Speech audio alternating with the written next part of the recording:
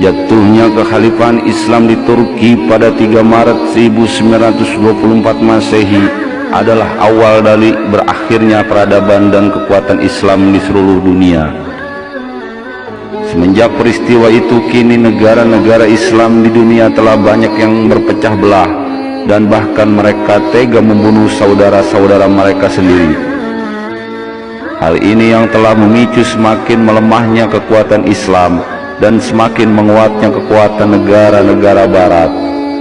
Bermula sejak pemerintahan Khulafaur Rasyidin, dilanjut dengan pemerintahan Bani Umayyah, Bani Abbasiyah, serta beberapa kerajaan Islam lain sebelum jatuhnya kerajaan Islam yang terakhir, yaitu kerajaan Turki Utsmaniyah.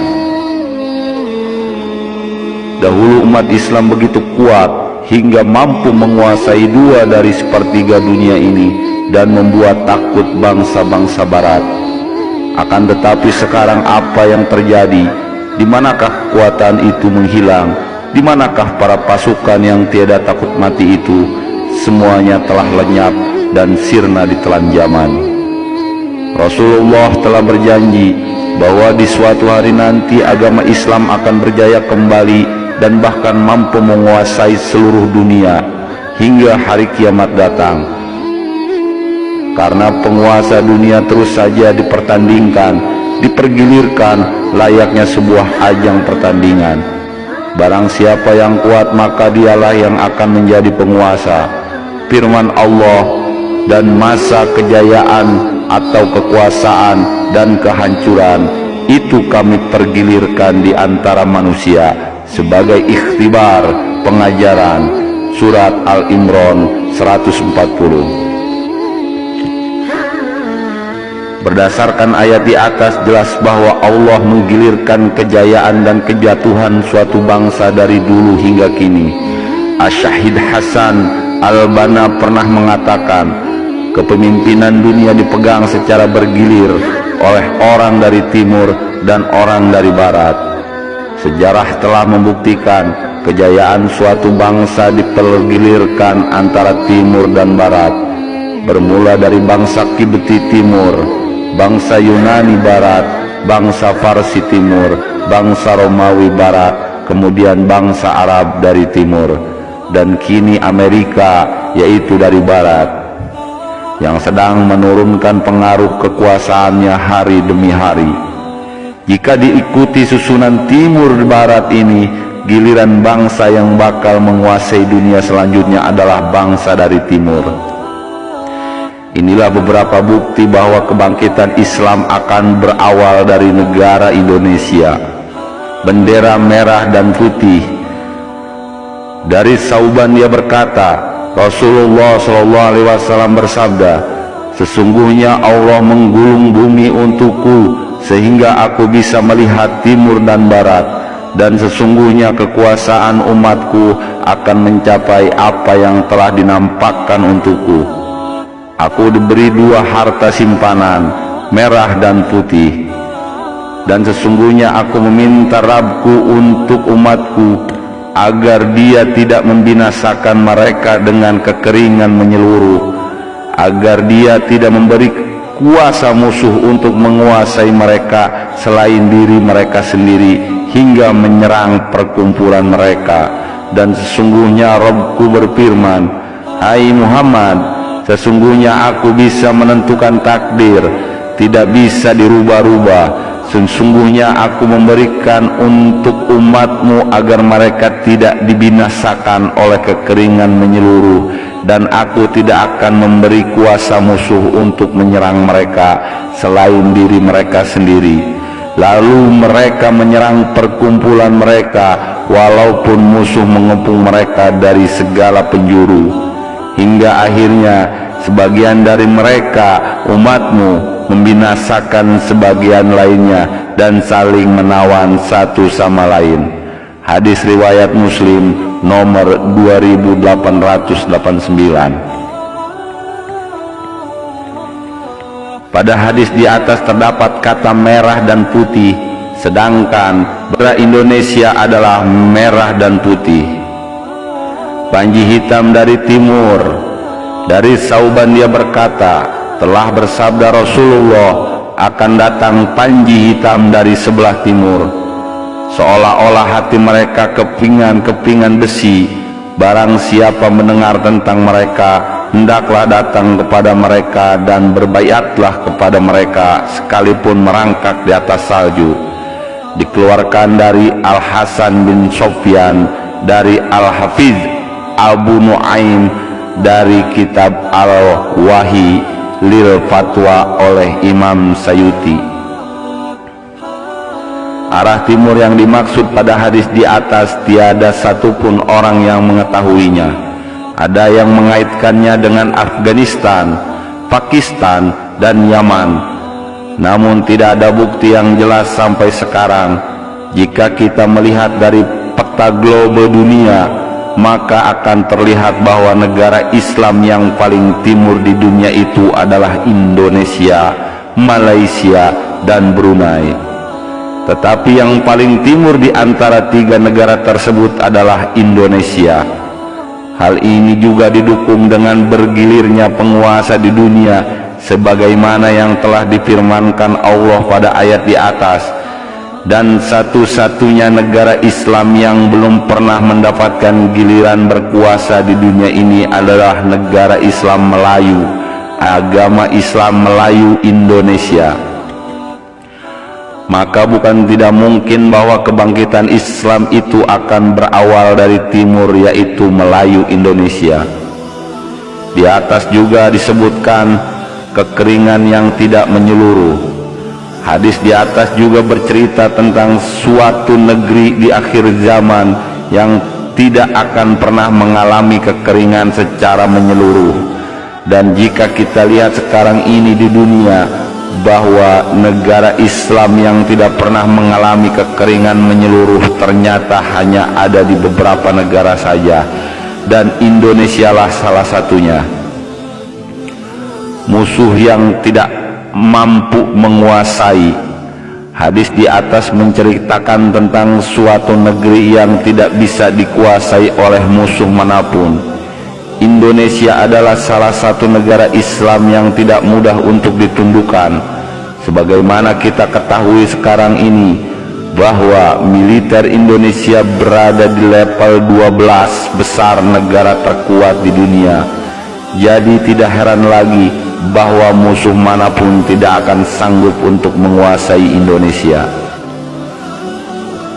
Mayoritas muslim terbesar. Negara Indonesia adalah negara terbesar ke-13 di dunia. Negara jumlah penduduk mencapai 260 juta jiwa. Dari sekian banyaknya jumlah penduduk tersebut, kira-kira penduduk muslim mencapai 207 juta jiwa, sehingga menjadikan Indonesia sebagai negara muslim terbesar di dunia. Beberapa ulama terkenal di dunia dan bahkan sebagian ulama yang ada di negeri ini yang lurus pernah memprediksi bahwa timur yang dimaksud dalam hadis Rasulullah adalah Indonesia. Berikut adalah beberapa prediksi dari para ulama tentang Indonesia, di antaranya prediksi ulama Palestina. Suatu saat kami sedang duduk di masjid di hadirat Syekh Dr. Abu Bakar Al-Awawidah, wakil ketua Rabithah Ulama Palestina. Kami katakan pada beliau, "Ya Syekh, berbagai telaah menyatakan bahwa persoalan Palestina ini takkan selesai sampai bangsa Arab bersatu. Bagaimana pendapatmu?" Beliau tersenyum. "Tidak begitu ya ukhya," ujar lembut. "Sesungguhnya Allah memilih untuk menjayakan agamanya ini. Siapa yang dipilihnya di antara hambanya, Dia genapkan untuk mereka syarat-syaratnya, lalu Dia muliakan mereka dengan agama dan kejayaan itu." Pada kurun awal, lanjut beliau, Allah memilih bangsa Arab dipimpin Rasulullah, Khulafaur Rasyidin, dan beberapa penguasa Daulah Umayyah. Agama ini jaya. Lalu ketika para penguasa daulah itu beserta para penggawanya menyimpang, Allah pun mencabut amanah penjayaan itu dari mereka. Di masa berikutnya Allah memilih bangsa Persia dari arah Khurasan. Mereka datang menyokong Daulah Abbasiyah. Maka penyangga utama daulah ini, dari Perdana Menterinya, keluarga Al-Baramikah hingga Panglima, bahkan banyak ulama dan cendekiawannya Allah bangkitkan dari kalangan orang-orang Persia. Lalu ketika bangsa Persia berpaling dan menyimpang, Allah cabut amanah itu dari mereka. Allah berikan pada orang-orang Kurdi, puncaknya Salahuddin Al-Ayyubi dan anak-anaknya. Ketika mereka juga berpaling, Allah alihkan amanah itu pada bekas-bekas budak dari Asia Tengah yang disultankan di Mesir. Kutus, Baybars, Malmu. Ketika para mamalik ini berpaling, Allah pula memindahkan amanah itu pada bangsa Turki. Utsman Ertuğrul dan anak turunannya, serta khususnya Muhammad Al-Fatih. Ketika Daulah Aliyah Utsmaniyah ini berpaling juga, Allah cabut amanah itu, dan rasa-rasanya hingga hari ini Allah belum menunjuk bangsa lain lagi untuk memimpin penjayaan Islam ini. Beliau Syekh menghela napas, kemudian tersenyum.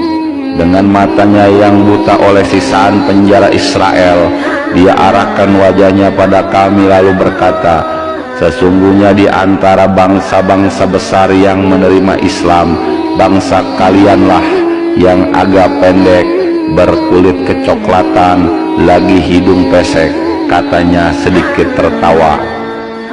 Yang belum pernah ditunjuk Allah untuk memimpin penjahiran agama ini. Dan bukankah Rasulullah SAW pernah membawa kejayaan akhir zaman ini akan datang dari arah timur dengan bendera-bendera hitam mereka?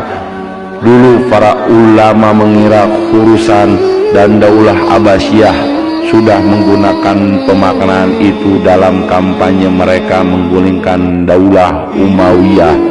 Tapi kini kita tahu dunia Islam ini membentang dari Maghrib di Maroko sampai Merauke, ujar beliau terkekeh. Maka sesungguhnya aku berharap yang dimaksud Rasulullah SAW itu adalah kalian, wahai bangsa muslim Nusantara. Hari ini tugas kalian adalah menggenapi syarat-syarat agar layak ditunjuk Allah memimpin peradaban Islam. Aku sudah melihat tanda-tandanya, tapi barangkali kami para pejuang Palestina masih harus bersabar sejenak, berjuang di garis depan, bersabar menanti kalian layak memimpin, bersabar menanti kalian datang, bersabar hingga kita bersama salat di Masjidil Aqsa yang merdeka, insya Allah. Prediksi guru besar Universitas Kairo Mesir. Beliau menegaskan bahwa kebangkitan Islam di masa depan akan dimulai di Indonesia. Beberapa tokoh dan penulis dunia diantaranya Malik bin Nabi, penulis Prancis, Dr. Andes Abdus Salam Haras, Universitas Karawiyun Maroko, Judith Nagata, penulis Amerika, Muhammad Bajahji, mantan PM Irak, juga meyakini bahwa kebangkitan Islam akan bermula dari Asia Tenggara dengan tulang punggungnya Indonesia dan Malaysia. Prediksi ulama mujahid Abu Majhab Az-Zaqqarawi. Beliau adalah seorang ulama dari Irak. Sebelum menghembuskan napas terakhir, semoga syahid, beliau sempat berpesan kepada bawahannya, tolong perhatikan bangsa-bangsa timur, karena Allah Subhanahu wa Ta'ala telah memilih mereka untuk mengawal tongkat dari kepemimpinan Al-Imam Al-Mahdi, dan saya berpendapat bahwa mereka itu adalah bangsa Melayu Indonesia. Subhanallah, tanda-tanda itu semakin jelas wahai saudara-saudaraku. Semoga saja tanda-tanda itu akan semakin menambah keimanan kita kepada Allah. Dan mari kita pererat tali persaudaraan kita serta membenahi diri kita Semoga Indonesia, negeri kita tercinta, akan menjadi titik awal kebangkitan Islam dunia. Amin. Wallahu alam bishawab.